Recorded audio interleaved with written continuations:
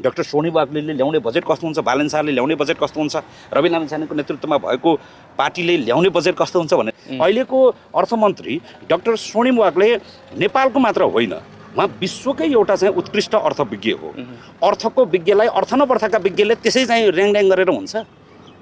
कम्तीमा अर्थको अर्थ जानेका मान्छेले भन्नेसम्म ठिकै हो यो, होइन। सर्पको खुट्टा सर्पले देख्छ भने जस्तो, बुद्धको भाषा बुद्धले बुझ्छ भने जस्तो यत्रो विद्वान डाक्टरले लेखेको भाषा उता पूर्वतिर चुनावको बेलामा एकजना बाले यसो त्यति बेला चाहिँ एक्सरे रिपोर्ट हेरेर के भएको रहेछ नानीलाई, म त करङ मात्रै देख्छु त भने जस्तो चाहिँ यसो एक्सरे रिपोर्ट हेरेर बाले करङ मात्रै देखा जस्तो फेरि तिनकै छोराछोरी आएर पनि फेरि यत्रो विद्वान डाक्टरले लेखेको बजेटलाई, यत्रो विद्वान अर्थविज्ञले लेखेको बजेटलाई अर्थ नपर्थका विज्ञले हुने नहुने कुरामा चाहिँ त्यो ल्याङल्याङ गर्नु भएन के।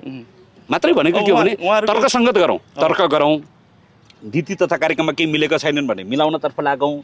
आर्थिक कुरालाई, आर्थिक वृद्धि गर्ने कुरा हामीलाई पनि त्यति धेरै यसको अर्थको बारेमा थाहा छैन, तर हामीले बुझेको चाहिँ के हो भने तल परेको मान्छेको आर्थिक अवस्था उकास्नको लागि, देशलाई गरिबी र ऋणबाट मुक्त गराउनको लागि केही आइडिया छन् भने दिनुहोस् न। त्यो त राम्रो कुरा त सरकारले लिन्छौँ भनेकै छ त। हामी यो होइन कि प्रतिपक्षको कुरै सुन्नुहुन्न, कुरै मान्नुहुन्न। हिजो अघि दिउँसो मात्र पनि एकजना सांसदले रोस्टममा उभिएर अर्थमन्त्री नआइकन म छोड्दैन भनेपछि रोकियो त कुरा त, सुनियो त। अर्थमन्त्री फेरि आउनुभयो, ल हुन्छ भन्नुहोस् भन्नुभयो, होइन। अब अर्थमन्त्रीलाई काम गर्न पनि त दिनु पऱ्यो त।